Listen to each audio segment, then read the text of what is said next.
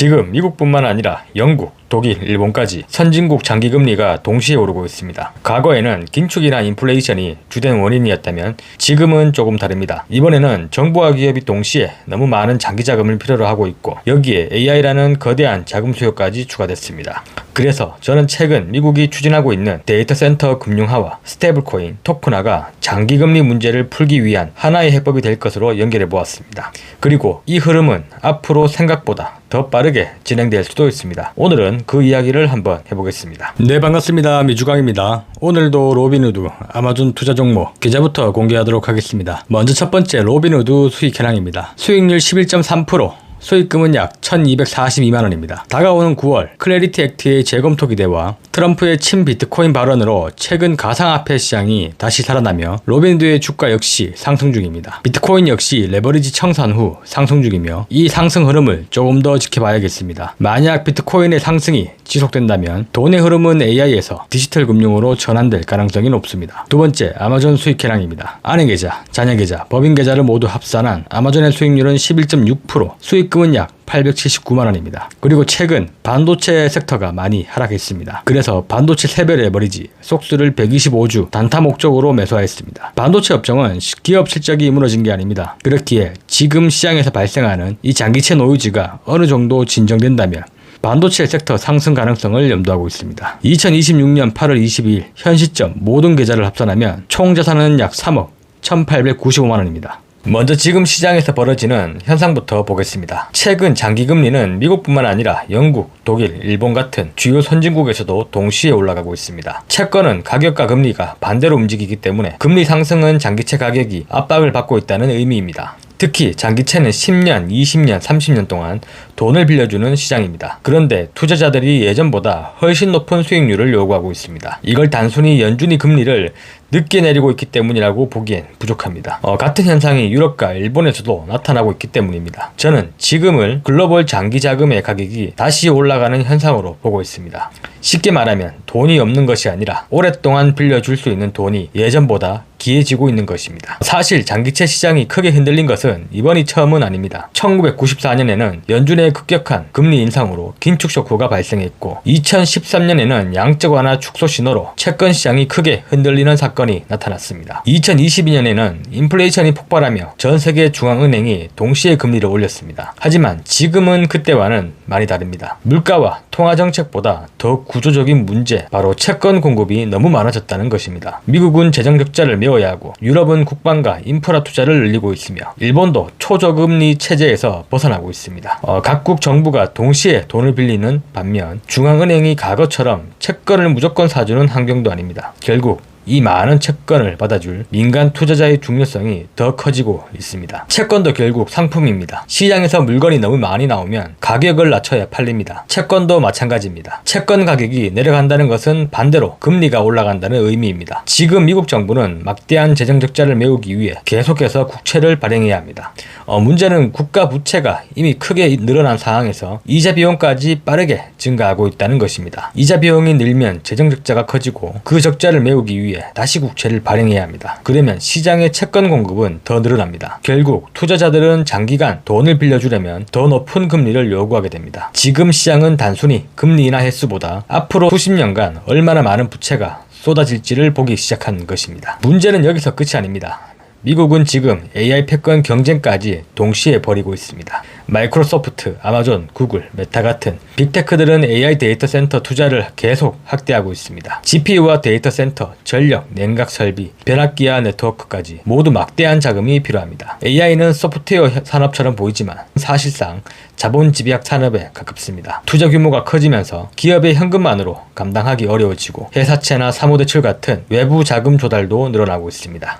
결국 미국 정부는 적자를 메우기 위해 국채를, 빅테크는 AI 투자를 위해 회사채를 발행합니다. 둘 다 연기금과 보험사 같은 장기 투자자의 돈을 필요로 합니다. 결국 미국 국채와 빅테크 회사채가 같은 장기 자금을 놓고 경쟁하기 시작한 것입니다. 우리는 보통 연준이 금리를 내리면 시장 금리도 같이 내려간다고 생각합니다. 하지만 30년물 같은 장기 금리는 다르게 움직일 수 있습니다. 장기채 투자자는 지금 금리보다 앞으로 미국 정부가 국채를 얼마나 더 찍을지, 재정 적자가 얼마나 늘어날지를 봅니다. 여기에 AI 투자로 빅테크의 회사채 발행까지 늘어나고 있습니다. 결국 시장의 채권이 너무 많이 나오면 투자자는 더 높은 금리를 요구하게 됩니다. 그래서 연준이 금리를 내려도 국채와 회사채 공급이 계속 늘어난다면 장기금리는 쉽게 내려가지 않을 수 있습니다. 그리고 문제가 하나 더 있습니다. 이 구조가 계속되면 자기 파괴적인 루프가 만들어질 수 있습니다. AI 투자가 늘어나면 기업들은 더 많은 돈이 필요하고 회사채 발행도 늘어납니다. 채권 공급이 많아지면 금리가 올라가고 기업의 자금 조달 비용도 다시 커집니다. 금리가 오르면 주식시장에도 부담입니다. 미래이익의 가치가 낮아지면서 빅테크 주가에도 압박이 생길 수 있습니다.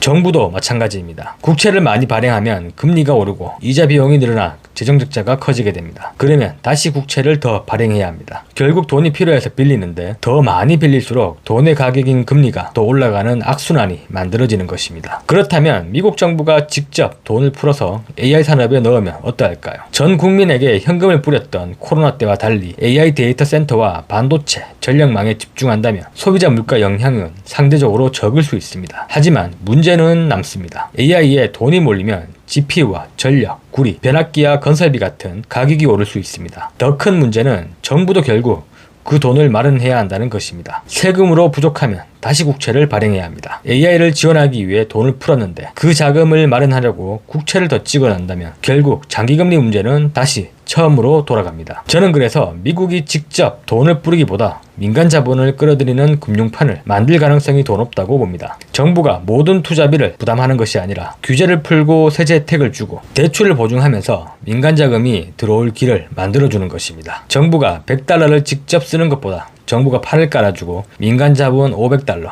$1000를 움직이는 것이 훨씬 효율적일 수 있습니다. 그리고 최근 미국의 움직임을 보면 저는 크게 세 개의 돈길이 만들어지고 있다고 생각합니다. 첫 번째, AI 데이터 센터에 들어가는 돈입니다. 두 번째, 미국 정부로 들어가는 돈입니다. 세 번째, 미국 기업으로 들어가는 돈입니다.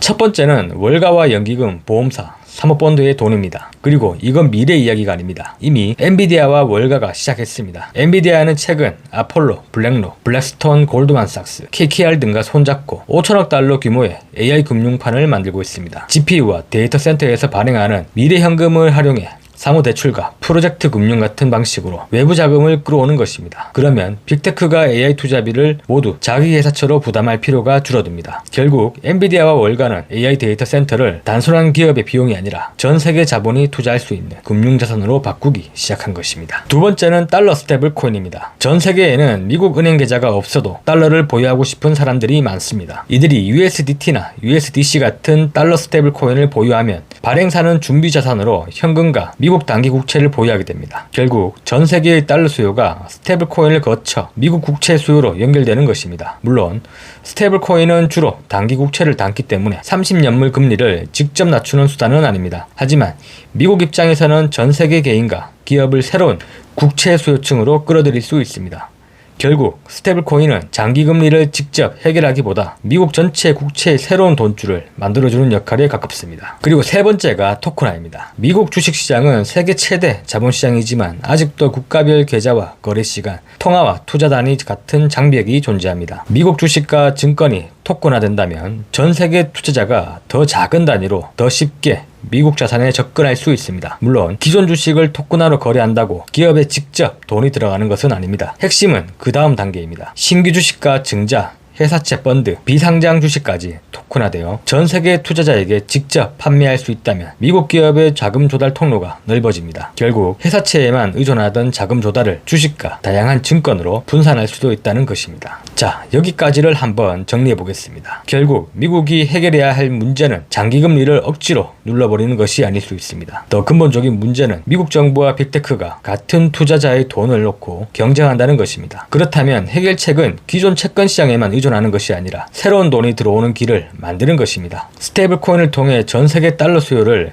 미국 국채로 연결하고 AI 데이터 센터는 월가와 연기금 보험사, 사모자본의 돈을 직접 끌어올 수 있습니다. 여기에 토큰화를 통해 전 세계 투자자가 미국 주식과 회사채, 비상장 자산까지 더 쉽게 투자할 수 있다면 기업의 자금 조달 통로도 넓어집니다. 결국 핵심은 돈을 더 찍는 것이 아니라 전 세계에 흩어진 민간 자본이 미국 정부와 AI 산업으로 들어오도록 금융시장의 길을 넓히는 것입니다. 저는 최근 미국의 스테이블코인 규제 정비, 토큰화 확대, 사무대출 성장, AI 데이터 센터 금융화를 이 하나의 흐름으로 보고 있습니다. 정리해 보겠습니다. 1994년에는 긴축이, 2013년에는 양적 완화 축소가, 2022년에는 인플레이션이 채권 시장을 흔들었습니다. 그런데 지금은 조금 다릅니다. 정부는 재정 적자를 메우기 위해 돈이 필요하고 기업은 AI 투자를 위해 돈이 필요합니다. 결국 모두가 같은 장기 자금을 놓고 경쟁하면서 돈의 가격인 금리가 올라가고 있습니다. 그렇다면 미국이 해야 할 문제는 돈을 더 찍는 것이 아니라 새로운 돈길을 만드는 것입니다. 달러는 스테이블 코인으로, 미국 자산은 토큰화로, AI 데이터 센터는 금융 자산으로 만들어 전 세계 민간 자본을 미국으로 끌어오는 것입니다. 저는 이것이 단순한 크립토 정책이 아니라 장기 금리와 AI 패권 문제를 함께 풀기 위한 새로운 금융판이 될 수 있다고 봅니다. 오늘 영상이 도움되셨다면 구독과 좋아요 부탁드리며 다음 영상에서 찾아뵙겠습니다. 감사합니다.